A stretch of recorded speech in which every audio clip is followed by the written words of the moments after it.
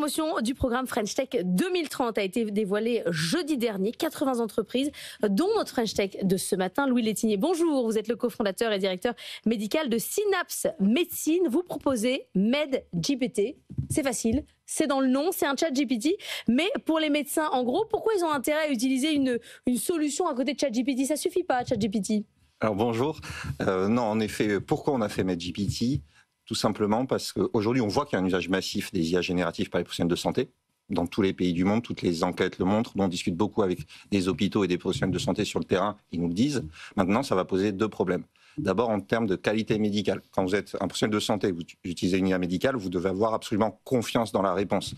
Si vous utilisez une IA généraliste, elle va chercher sur Internet. Souvent, elle va donner une bonne réponse, c'est vrai, mais parfois, elle va halluciner ou elle va répondre quelque chose de faux, quelque chose qui sort un peu d'une fake news, une nouveauté, etc.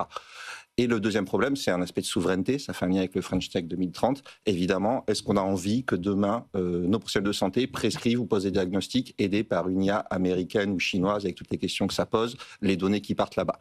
Donc, face à ce constat, on a proposé une solution souveraine, alternative, française. Le principe de MedGPT, c'est que des professionnels de santé vont identifier des sources médicales, valider, et l'IA ne va répondre qu'à partir de ces sources et elle va être capable de les citer. Donc, si vous êtes médecin, pharmacien, infirmier, vous posez une question à MedGPT, il vous répond, mais il vous dit pourquoi il vous répond ça et il vous permet d'aller consulter la source, l'étude à l'origine de la réponse. Anthony. Mais ça, j'insiste un peu sur la question de l'or, mais ChatGPT le fait pas déjà, parce que j'ai vu qu'ils étaient alliés avec PubMed notamment, donc ils ont aussi une bibliothèque médicale à laquelle ils se réfèrent. C'est vrai que c'est un reproche qu'on avait fait à ChatGPT il y a encore 2 ou 3 ans. Il y avait des tests qui avaient été faits où on voyait qu'il y avait des hallucinations assez massives et que dans certains cas, ils pouvaient même prescrire des choses qui entraînaient la mort du patient, ce qui est un petit peu embêtant. Mais comme tout dans l'IA, ça s'est beaucoup amélioré ces dernières années. Comment vous allez faire pour garder une avance technologique sur ChatGPT? Alors, en effet, on a l'impression que ChatGPT peut fonctionner comme ça. D'ailleurs, ça c'est une petite parenthèse, lorsqu'il cite des sources et que vous cliquez sur le lien, c'est pas toujours la bonne, c'est même souvent pas la bonne. Ouais. Mais au-delà de ça, c'est le fonctionnement qui est pas le même. ChatGPT, lui, c'est une IA générative qui se nourrit d'Internet et il va répondre avec la réponse la plus probable. Mais il n'y a aucun filtre. Nous, ça fonctionne pas du tout comme ça. Nos LLM, ils sont là pour faire l'interface entre l'homme et la machine, la base de connaissances. Mais les réponses sont 100% uniquement basées sur du contenu médical. Il est dans un cadre fermé, en fait. Exactement. Qui s'élargit, en fait, qu'on construit avec nos utilisateurs. Et nous, ce qu'on demande, c'est d'avoir un maximum d'usage pour avoir des retours. Donc, le site est gratuit, c'est sur medgpt.fr. Et on dit aux professionnels de santé, testez-le, faites-nous des retours. Et comme ça, on ajoute des sources ou on modifie des réponses. Donc, c'est une IA qui est beaucoup plus contrôlée.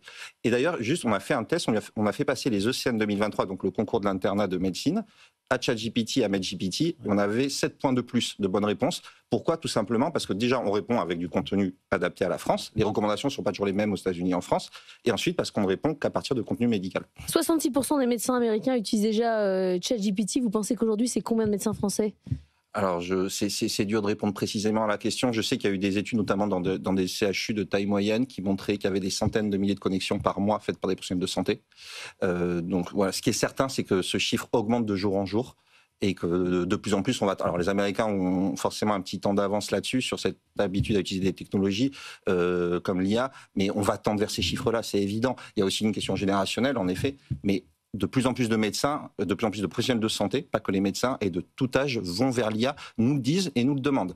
Et tant mieux, enfin, je veux dire, en tant que patient, moi je suis ravi que le médecin, s'il n'est pas sûr, il demande à ChatGPT ou à MedGPT, encore mieux. Encore mieux. Mais alors justement, est-ce que cette technologie, elle a vocation aussi à un moment à s'adresser aux patients? Parce que moi, en tant que patient un peu hypocondriaque, je serais ravi de pouvoir utiliser. J'utilise aujourd'hui, je raconte un peu ma vie, mais ChatGPT, je lui donne tout. Mes analyses sanguines, je donne tout à lire à ChatGPT. Donc il a absolument toutes les données sur moi.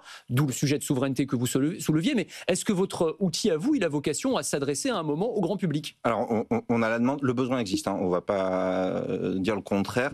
Le problème, c'est que moi, je ne veux pas développer une IA qui va faire que les patients vont s'auto-diagnostiquer ou s'auto-prendre en charge. ChatGPT, sans doute que ça aide des gens, ça pose aussi des vrais problèmes. Donc pour moi, il faut adresser le problème différemment, avec une solution qui va les accompagner, répondre à les questions et surtout les réorienter. Donc ça sera différent de MedGPT. Mais on ne peut pas rentrer dans un monde où les patients vont se traiter tout seuls, se diagnostiquer tout seuls. Ça, c'est dangereux, je trouve. Ouais. D'ailleurs, ça pose des questions de régulation. Après, ChatGPT dit souvent, enfin, après, ça dépend de la manière dont on formule. Maintenant, il prend des gants. Ouais, il prend des gants, il dit non, mais si vous avez ça, vraiment, allez voir un médecin. Moi, mon avis n'est pas un avis médical. Ça dépend comment vous l'interrogez, etc. Oui, ouais, bien sûr. Mais qu'est-ce que ça va changer à votre vie d'entreprise de faire partie de French Tech 2030 ? Alors déjà, on est très fiers et très heureux. J'en profite pour remercier la mission French Tech. En fait, c'est très concret. Donc l'accompagnement du programme French Tech 2030, c'est un accompagnement personnalisé. Donc, on est 80 lauréats à avoir été sélectionnés et on va avoir à notre disposition un manager dédié qui va nous ouvrir le réseau de la French Tech, donc des grands groupes, des startups, des administrations, favoriser des accès à des financements, nous aider dans le développement international et également en termes de visibilité, les médias par exemple, mais aussi les événements, les événements de la tech. Il y a des places dédiées, des expositions, des mises en avant des membres de la promo. Voilà, donc en fait, ce n'est pas qu'un titre honorifique, c'est vraiment un accompagnement concret. Et donc on est très heureux. C'est intéressant de voir qu'en France, il y a de nombreuses IA très spécialisées en fait, qui sont en train de se développer. C'est ça la clé, à votre avis, pour lutter ou être concurrentiel face aux grands modèles généralistes qui sont principalement américains et chinois, même si on a Mistral AI, c'est d'avoir des IA qui sont chacune dans un silo, mais qui vont être hyper spécialisées. C'est ça la carte qu'on a à jouer en France ? Je pense que c'est d'ailleurs la logique de cette promotion, parce que la promotion French Tech 2025, le mot d'ordre, c'était identifier des startups qui sont capables de défendre la souveraineté numérique française. Il y avait 7 axes, dont l'IA, bien entendu. Et en fait, quand on regarde les acteurs, c'est ça. C'est-à-dire qu'on va se dire, il y a Mistral d'un côté, et il faut aider Mistral. Il nous faut un champion français et européen du LLM, ça c'est indéniable. Mais au-delà de ça, maintenant, qu'est-ce qu'il faut ? Il nous faut des acteurs spécialisés. Et il faut que ces gens travaillent ensemble. Nous, on a un partenariat avec Mistral, par exemple, c'est public sur le site de Mistral. Si vous faites cas d'usage santé, c'est Synapse qui apparaît. Et moi, c'est ma vision. C'est-à-dire, il faut qu'on ait un écosystème qui soit fédéré, des experts dédiés dans des applications dédiées, et comme ça, on pourra lutter. Merci beaucoup, Louis Letigné, d'être venu ce matin dans la matinale de l'économie.